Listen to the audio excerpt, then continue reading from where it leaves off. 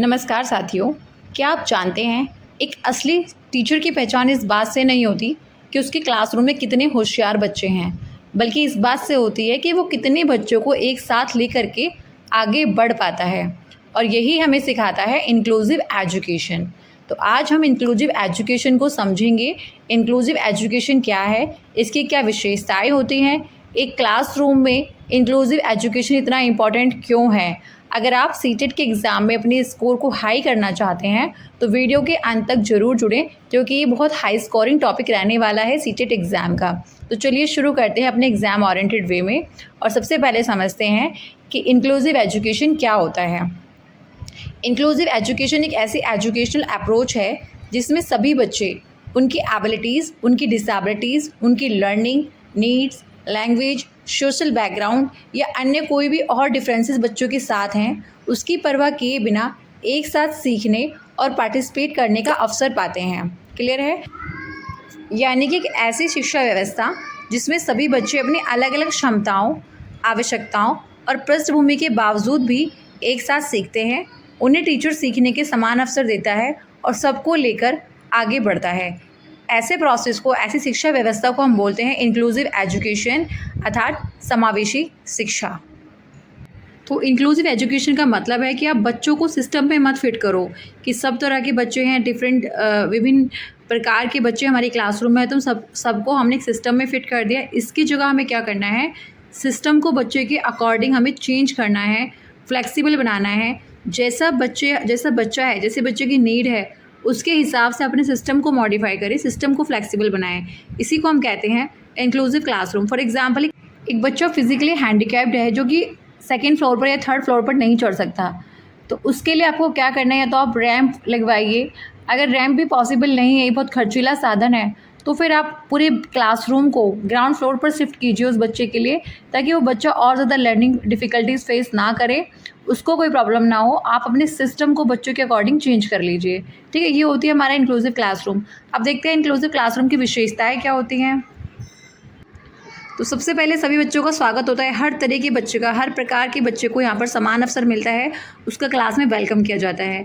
फिर व्यक्तिगत भिन्नताओं का सम्मान होता है। प्रत्येक विद्यार्थी की क्षमता, उसकी नीड्स अलग अलग होती हैं, तो सबकी नीड को, सबकी क्षमता को एक इक्वल सम्मान दिया जाता है। जो हमारी टीचिंग मेथड्स हैं वो लचीले होते हैं, फ्लेक्सिबल होते हैं। बच्चों की नीड के अकॉर्डिंग पढ़ाई का तरीका बदल दिया जा सकता है। ठीक है, सहयोगात्मक वातावरण रहता है, कोऑपरेटिव इन्वायरमेंट रहता है, विद्यार्थी एक दूसरे की मदद करते हैं, साथ मिलकर सीखते हैं, किसी को भी वहाँ पर लेबल नहीं किया जाता। सब बच्चों को भेदभाव रहित पढ़ने का माहौल मिलता है। जाति, लिंग, भाषा, धर्म के आधार पर, दिव्यांगता के आधार पर कोई भेदभाव क्लासरूम में नहीं होगा। सुलभ शिक्षण सामग्री होती है। सभी बच्चों को उनकी नीड के अकॉर्डिंग उनको उपयुक्त संसाधन प्रोवाइड कराए जाते हैं। सकारात्मक और सुरक्षित वातावरण वहाँ पर बच्चों को होता है। बच्चों को स्वयं को सम्मान मिलता है, उनको ऐसा लगता है कि हमें इस क्लासरूम में स्वीकारा जा रहा है। ठीक है, बच्चों की सक्रिय सहभागिता होती है। कक्षा की गतिविधियों में प्रत्येक बच्चा जो है वो भागीदारी अपनी सुनिश्चित करता है। तो केवल इंक्लूसिव क्लासरूम का मतलब इतना नहीं है कि आपने सभी तरह के बच्चों को क्लासरूम में बिठा दिया है, बल्कि ये है कि बच्चे ने वहाँ पर एक्सेस किया, बच्चे ने सबके साथ पार्टिसिपेट करने का प्रयास किया, फिर लर्निंग किया और बच्चे का कॉन्फिडेंस बूस्ट हुआ, उसने अपनी क्षमता के अनुसार कुछ सीखा। तो ये जो साइकिल है, ये साइकिल अगर कंप्लीट हो रहा है तो आपका जो क्लासरूम है वो इंक्लूसिव क्लासरूम है। अगर आपने विभिन्न तरह के बच्चों को क्लासरूम में बिठा लिया लेकिन आप उनकी नीड्स पूरी नहीं कर पाए, तो वो एक लर्निंग क्लासरूम नहीं है, वो एक इंक्लूसिव क्लासरूम नहीं है। ठीक है, अब देखते हैं कि क्लास में किस किस तरह की डाइवर्सिटीज़ होती हैं, किस किस तरह की डाइवर्सिटीज़ हमें क्लासरूम में देखने को मिलती हैं।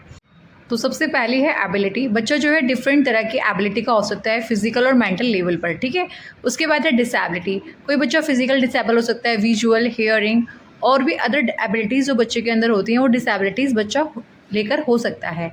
नेक्स्ट है हमारा इंटेलिजेंस। हर बच्चे का इंटेलिजेंस लेवल अलग अलग होता है।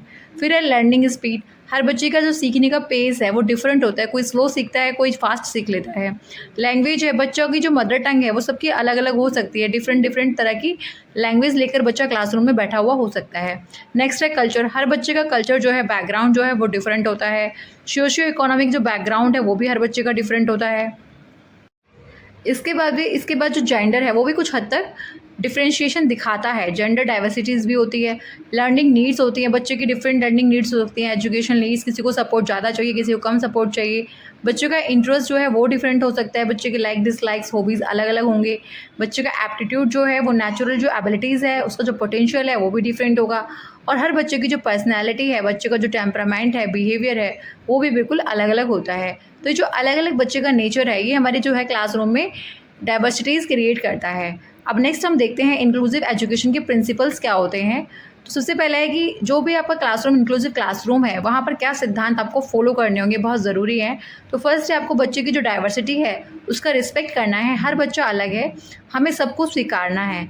सेकेंड है हमें हर बच्चे को इक्वल अपॉर्चुनिटीज़ देनी है, हर बच्चे को एजुकेशन में इक्वल अवसर देने हैं, सभी बच्चों को क्लासरूम में पार्टिसिपेशन कराना है, चाहे वो किसी भी एक्टिविटीज़ में पार्टिसिपेट करे पर बच्चा पार्टिसिपेट करे। बच्चों की एक्सेसिबिलिटी बहुत ज़रूरी है, लर्निंग इन्वायरमेंट में और रिसोर्सेज में बच्चों के लिए एक्सेसिबल होना चाहिए।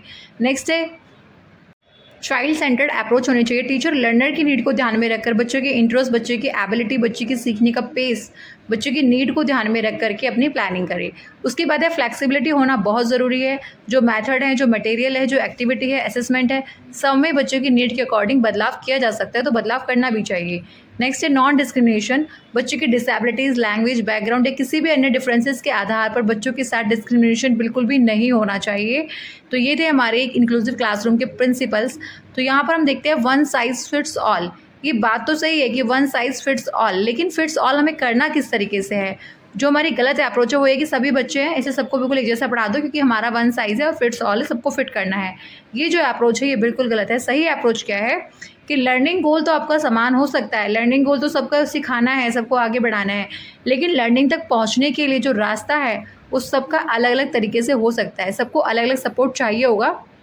किसी को विजुअल एड्स चाहिए, किसी को ऑडियो सपोर्ट चाहिए, किसी को कोऑपरेटिव लर्निंग चाहिए, किसी को एक्स्ट्रा टाइम चाहिए, किसी को 2 चांस चाहिए। तो जो सबको सपोर्ट है वो अलग अलग चाहिए।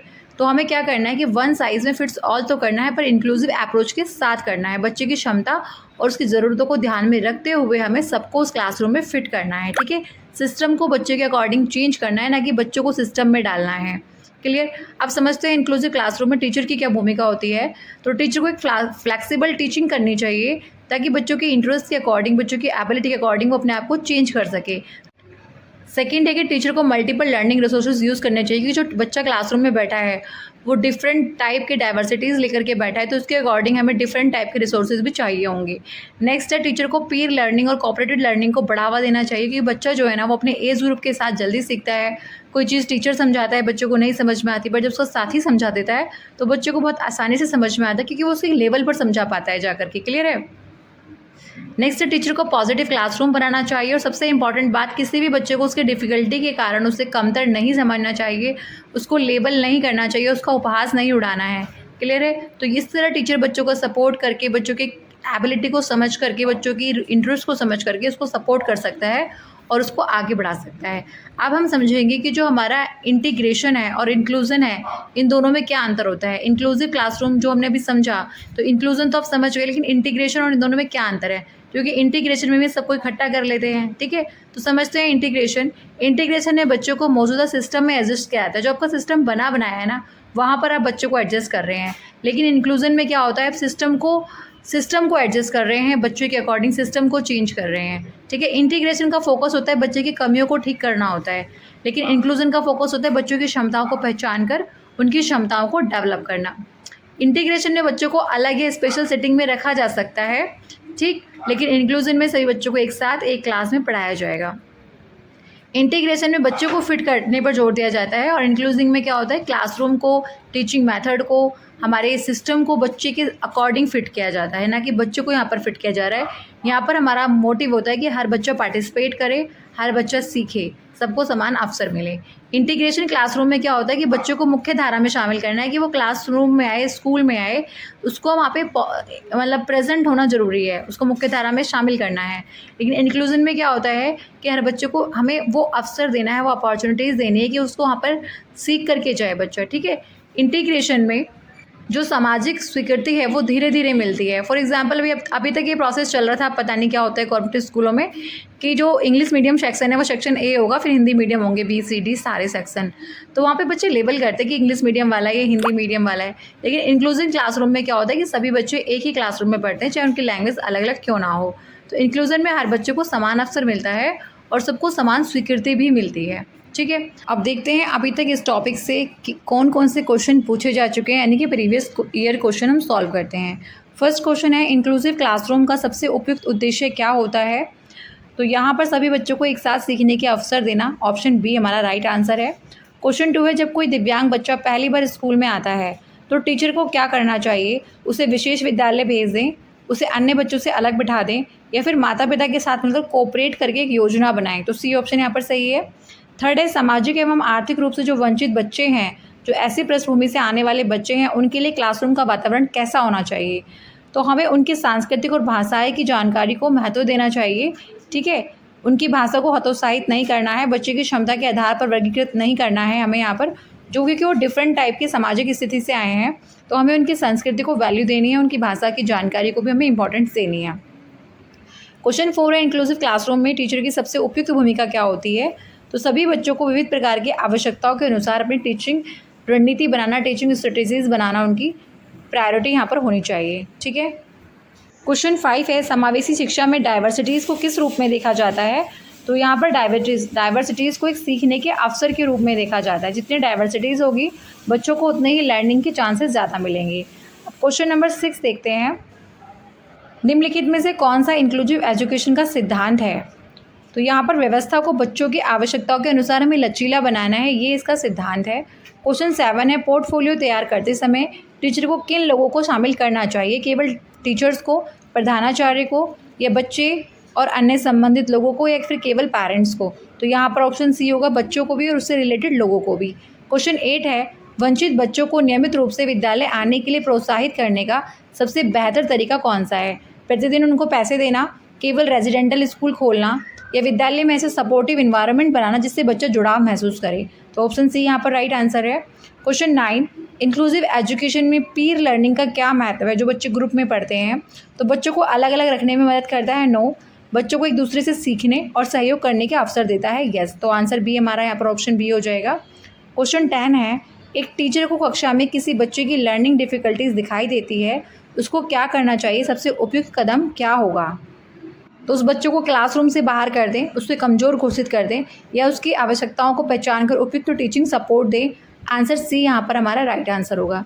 तो फ्रेंड्स, अगर आपको कंसेप्ट क्लियर हो रहा है, वीडियो अच्छा लग रहा है, तो आप प्लीज़ वीडियो को लाइक करें, चैनल को सब्सक्राइब करें, और आपको ये वीडियो कैसा लगा कमेंट्स में ज़रूर बताएं। मिलते हैं नेक्स्ट वीडियो में। Thanks for watching.